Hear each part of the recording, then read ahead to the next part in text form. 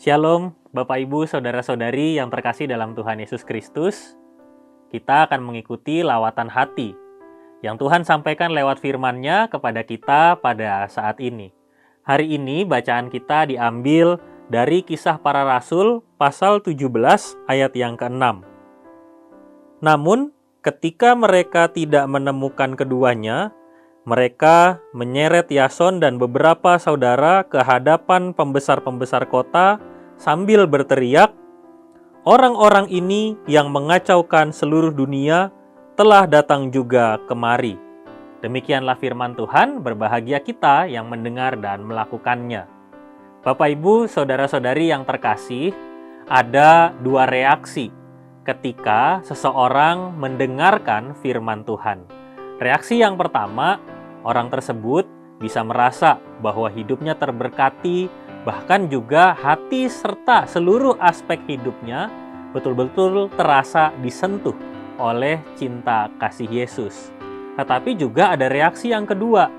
Reaksi yang kedua itu adalah reaksi yang muncul ketika seseorang merasa bahwa firman yang dia dengarkan justru mengacaukan segala sesuatu yang selama ini sudah ia upayakan untuk terjadi di dalam kehidupannya. Bapak, Ibu, Saudara-saudari, reaksi mana yang seringkali muncul di dalam kehidupan kita? Kalau kita menjalani hidup sebagai orang percaya, tentu kita selalu berharap bahwa reaksi yang pertama, yaitu ketika firman itu bukan hanya kita dengarkan, tetapi juga mampu untuk mengubah kehidupan kita. Dan untuk kita bisa menemukan reaksi seperti itu, maka kita perlu mengerti kalau hidup kita itu harus selalu didasarkan pada cinta kasih Yesus. Itulah yang ditunjukkan oleh Rasul Paulus dan juga oleh rasul-rasul yang lainnya ketika mereka melakukan karya pelayanan. Dalam bacaan kita, Kisah Para Rasul pasal 17 secara umum menceritakan tentang bagaimana perjalanan Rasul Paulus bersama dengan rekan-rekannya yang lain untuk memberitakan firman Tuhan, memberitakan tentang karya keselamatan dan janji keselamatan yang Yesus hadirkan lewat setiap karya kehidupannya. Maka itu, ketika Rasul Paulus menyampaikan berita-berita tersebut, tidak semua orang dapat menangkapnya dengan baik. Bahkan dalam bacaan kita, yaitu di Tesalonika, pemberitaan firman itu ternyata mengguncangkan seluruh isi kota itu.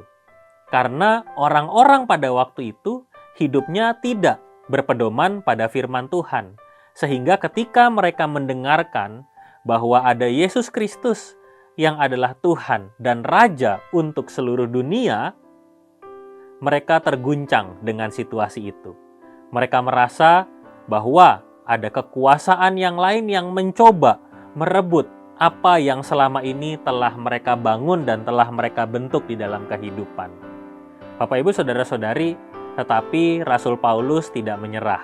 Dia terus melakukan karya itu sekalipun dia tahu bahwa pada saat itu situasi sedang tidak baik-baik saja. Kita belajar dari apa yang dialami oleh Rasul Paulus.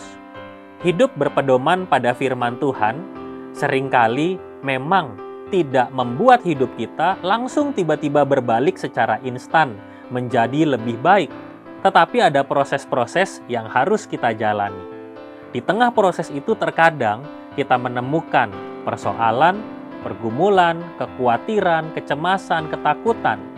Tetapi ketika Yesus menjadi dasar di tengah hidup kita, maka ternyata semua perasaan itu dapat diubah oleh Yesus untuk menjadi hidup yang penuh dengan pengharapan. Dan itulah bedanya kita. Ketika banyak orang terguncang dengan situasi kondisi kehidupan yang tidak menentu, kita justru semakin mantap untuk menjalani hidup ini karena harapan dari Yesus itu sungguh-sungguh menghidupkan kita sekalipun kita ada dalam kondisi atau situasi hidup yang tidak baik-baik saja. Hidup ini bisa mengubah kita, tetapi cinta kasih Tuhan akan selalu menguatkan kita. Mampukanlah itu untuk terus terjadi dalam hidup kita, dalam proses-proses hari-hari kita. Yakinlah bahwa Yesus selalu bersama dengan kita dan cinta kasih-Nya menyertai kita semua. Mari kita berdoa. Tuhan yang penuh kasih, ajarkanlah kami untuk semakin sadar bahwa sekalipun kami menghadapi berbagai tantangan di tengah hidup ini, bahkan situasi yang seolah-olah dapat mengguncang dunia ini, cinta kasih, pertumbuhan, dasar hidup kami yang sepenuhnya kami serahkan kepadamu tidak pernah beranjak dari manapun. Kami mau untuk menjadi pribadi yang punya iman yang semakin teguh dan kuat di tengah berbagai tantangan kehidupan ini. Bimbing kami, anggota keluarga kami, dan semua orang yang kami jumpai dalam kehidupan kami, supaya kami sungguh-sungguh semakin mengerti dan mengenal cinta kasih-Mu. Di dalam nama Tuhan Yesus Kristus, kami berdoa. Amin.